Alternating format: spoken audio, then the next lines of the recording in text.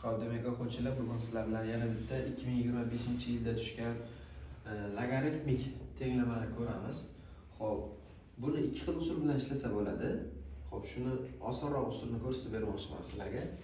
Xo'p, qarang, savol beribdi bizda tenglamamiz nechta ildizga ega deb. Xo'p, qarang, mana bu yerda logaritmning kvadrati bor, ildiz ham bor. Demak, kvadrat bilan ildizni qisqartirib olsak bo'ladi. Faqat mana shu logaritmimiz modulda qoladi. Xo'p, buni o'zini yozamiz.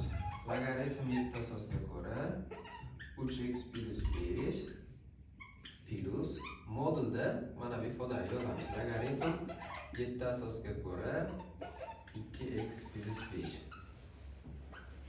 teng 0.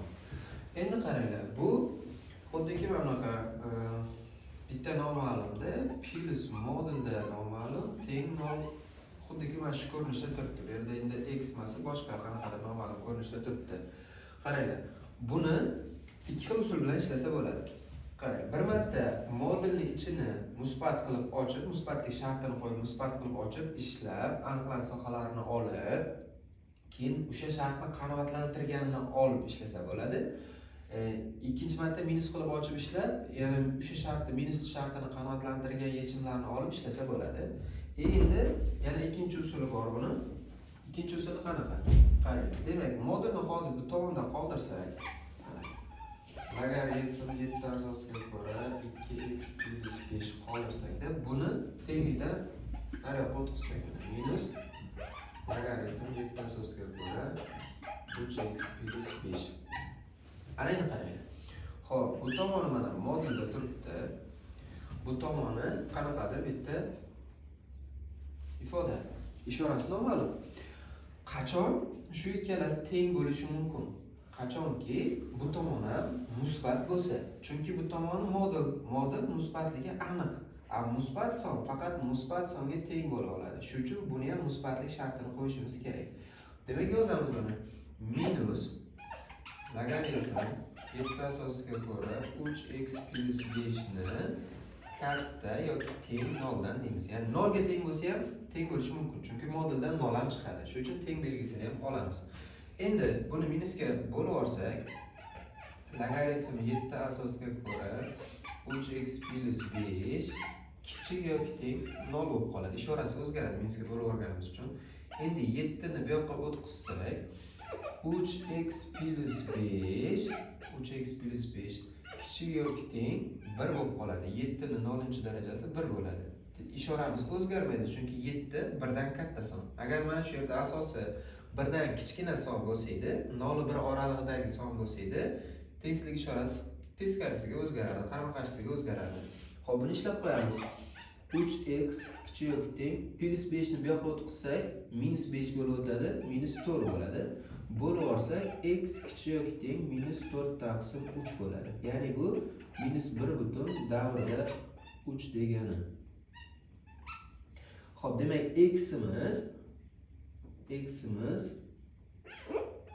kichkina bo'lsa, minus 1 butun davrda 3 dan kichkina bo'lsa, demak, o'shanda mana bu tenglamamiz yechimga ega bo'lar ekan. Endi aniqlanish sohalarini olib qo'yamiz. Ya'ni logaritmning a'si ham b'si ham 0 dan katta bo'lishi kerak. Demak, mana bu b va mana bu b'da noma'lum qatnashgan. Shuning uchun shu ikkalasiga aniqlanish soha qo'yamiz. Demak, birinchi navbatda 3x plus 5 ni katta 0 dan deymiz. Mana buni.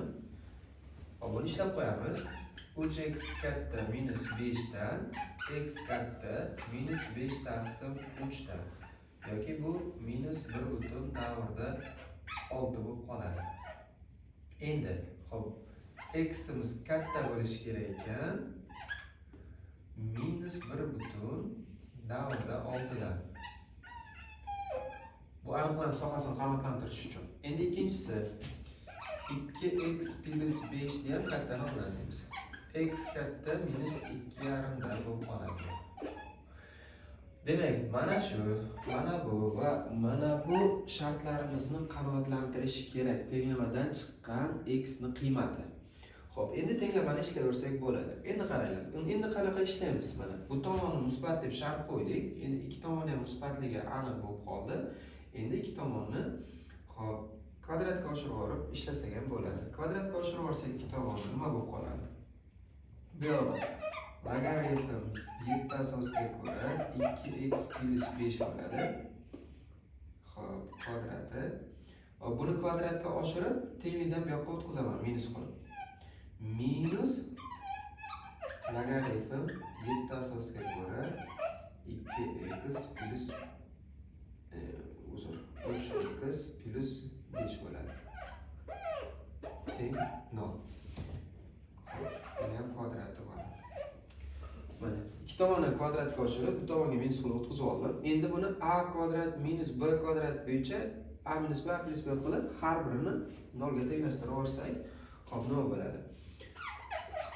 Logaritm 7 asosga ko'ra 2x plus 5, hop, plus logaritm 7 asosga ko'ra 3x plus 5 teng 0.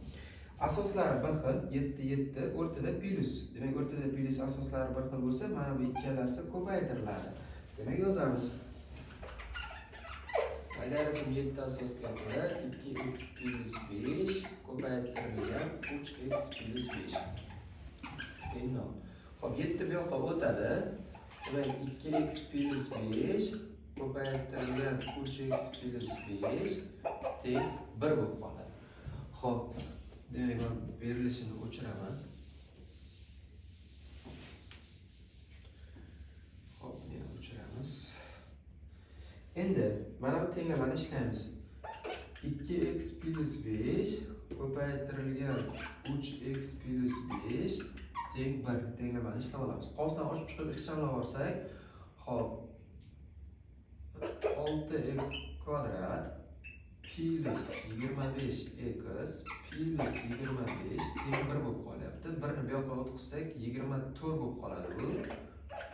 Teng 0 bo'lib qoladi. Bu kvadrat tenglamani ishlaymiz. Diskriminantimiz barobar 25 ni kvadrati minus 4ac. Bu 49 chiqar ekan. Endi x1 ni topsak minus 25 plus 49 dan 7 chiqadi, taqsim 2a, demak 12.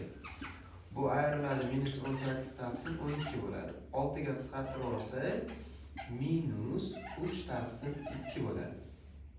Endi ikkinchi ildizimiz minusligi shu. 25 minus 7 taqsim 12 bo'ladi. Xo'p, bu minus 32 taqsim 12 bo'lyapti.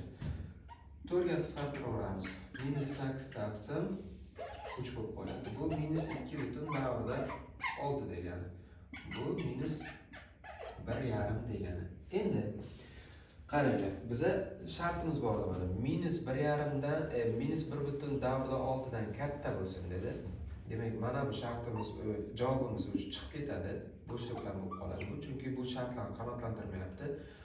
Minus 1,5 tekshirib ko'ramiz. Minus 1,5 minus 1,6 dan katta, minus 2,5 dan ham katta va mana bu yerda minus 1,3 dan ham kichik.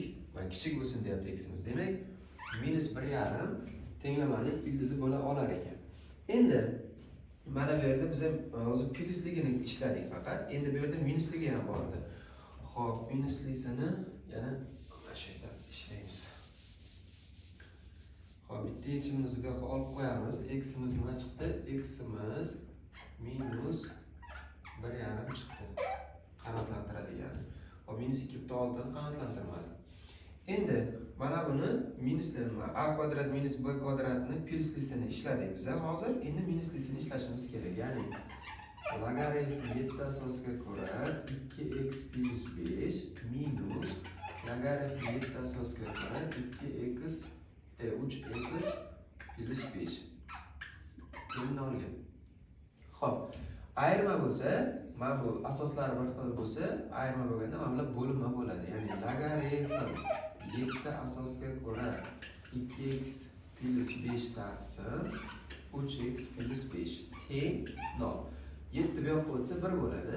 Demak, 2x plus 5 taqsim 3x plus 5 teng 1 bo'ladi. Bu yoqqa proporsiya qilib ko'paytirib olamiz. Nima bo'ladi? Demak, 2x plus 5 teng 3x plus 5 ga bo'lib qoladi. X larni ayirib yuborsak, bu yerda x qoladi. 5 lar ayrilib ketsa teng 0 qoladi. Xo'p, ximiz 0 chiqdi. Xo'p, 0 mana bu shartlarimizni qanoatlantirmaydi. Xo'p, chunki mana minus 1 butun davrda 3 dan kichik bo'lishi kerak deyapti. 0 undan kichik emas, undan katta. Demak, buni qanoatlantirmas ekan. Bu 0 ham bo'lmas ekan. Demak, faqatgina bitta yechim bor ekan. Javobimiz B javob bo'lar ekan. Xo'p, o'quvchilar, demak, fikr va mulohazalaringizni kommentariyada kutib qolaman. Agar misol yechimi yoqqan bo'lsa, tushunarli bo'lgan bo'lsa, like va podpiskani ayamaysiz. Rahmat.